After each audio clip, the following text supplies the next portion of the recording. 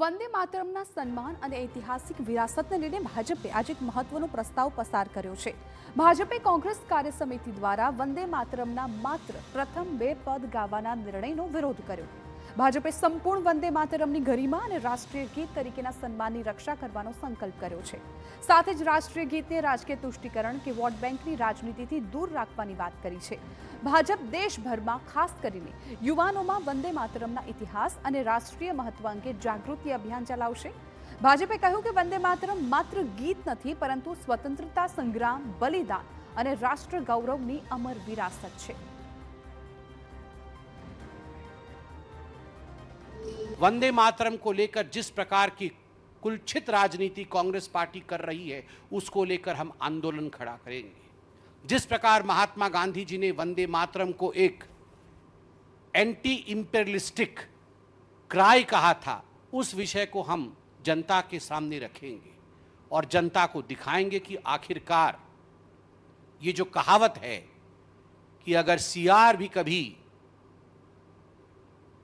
बाघ या सिंह का चमड़ा धारण करके अपने आप को सिंह दिखाने की कोशिश करता है, एक न एक दिन दैट स्किन फॉल्स अपार्ट।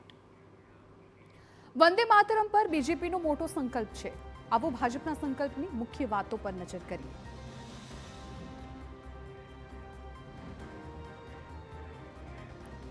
હવે વંદે માતરમ પર ભાજપે શું સંકલ્પ કર્યો છે, વોલના માધ્યમથી, ગ્રાફિક્સના માધ્યમથી આપના સુધી એ માહિતી પહોંચાડીએ। જુઓ આપ, ખાસ કરીને વંદે માતરમ પર સંકલ્પ, કોંગ્રેસના જે નિર્ણયો હતા તેના પર વિરોધ, માત્ર 2 પેરેગ્રાફ ગાવાના નિર્ણય પર વિરોધ, પ્રથમ 2 પદ પૂરતા મર્યાદિત કરવાના નિર્ણય સામે બીજેપી સખત વિરોધ કરી રહી છે। હવે આ વિરોધ છે એક અભિયાન સ્વરૂપે સામે આવશે। પૂર્ણ રાષ્ટ્રીય ગીતની વિરાસતની રક્ષાનો સંકલ્પ કર્યો છે। સંપૂર્ણ વંદે માતરમનું સન્માન થવું જોઈએ અને એ માટે જ પૂર્ણ રાષ્ટ્રીય ગીતની વિરાસતની રક્ષાનો સંકલ્પ કરવાનું આ અભિયાનમાં ખાસ જોવા મળી રહ્યું છે। ખાસ કરીને વાત કરવામાં આવે તો પૂર્ણ રાષ્ટ્રીય ગીતની વિરાસતની રક્ષાનો સંકલ્પની આપણે વાત કરી હતી। કાયદાકીય રક્ષણનો ઉલ્લેખ કરવામાં આવે, 1950ના બંધારણીય નિર્ણય અને 2026ના સંસદીય કાયદાની સ્થિતિને હવે મહત્વ આપવામાં આવશે, કેમ કે જે પ્રકારે 1950માં બંધારણીય સભ્યની જે સમિતિ હતી તેણે આ રાષ્ટ્રીય ગીત તરીકે વંદે માતરમને ત્યારે જાહેર કર્યું હતું અને ત્યાર પછી 2026માં પણ જે પ્રકારે સંસદીય કાયદો છે તેની સ્થિતિને હવે ખાસ મહત્વ આપવામાં આવશે। રાષ્ટ્રીય ગીતને રાજકીય તુષ્ટિકરણથી દૂર રાખવાની વાત કરવામાં આવી છે।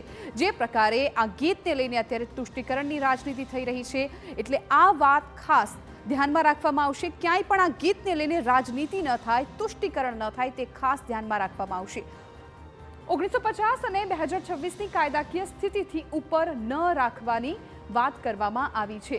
1937ના નિર્ણય પર આ સવાલ છે ભાજપનો કે 1950 અને 2026ની કાયદાકીય સ્થિતિથી ઉપર ન રાખવાની વાત કરવામાં આવી છે। એટલે અત્યાર સુધી વંદે માતરમ જે રીતે માત્ર 2 પેરેગ્રાફમાં ગાવામાં આવતું હતું, ખાસ તો તેનો વિરોધ છે ને તેને લઈને હવે અભિયાન ચલાવી રહી છે બીજેપી। આગામી સમયમાં વંદે માતરમની આઝાદીની લડત અને રાષ્ટ્ર જાગૃતિ સાથે જોડાયેલું ગણાવ્યું છે।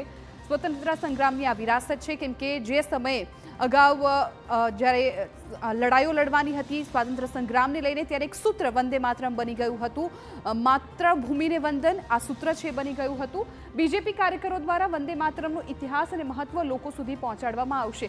ખાસ કરીને દેશવ્યાપી જાગૃતિ અભિયાન છે એ બીજેપી દ્વારા ચલાવવામાં આવશે અને જે વંદે માતરમનો ઇતિહાસ રહ્યો છે, તેનું મહત્વ છે એ કેટલું છે એ લોકો સુધી પહોંચાડવામાં આવશે।